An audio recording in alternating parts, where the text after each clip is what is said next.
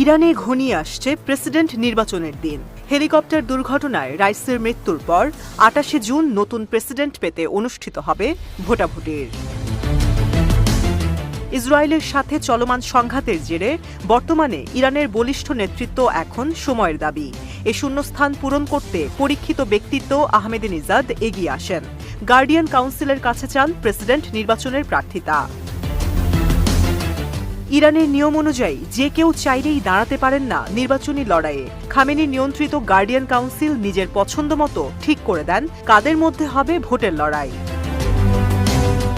এবছর এ দৌড়ে ৬ জনকে দেওয়া হয়েছে প্রতিদ্বন্দ্বিতার সুযোগ। তবে সবাইকে অবাক করে দিয়ে এ তালিকা থেকে বাদ দেওয়া হয় পরাক্রমশালী নেতা আহমেদিনেজাদকে। তবে কি সাবেক এই প্রেসিডেন্টের সাথে দ্বৈরথ চলছে ইরানের সুপ্রিম নেতা খামেনির?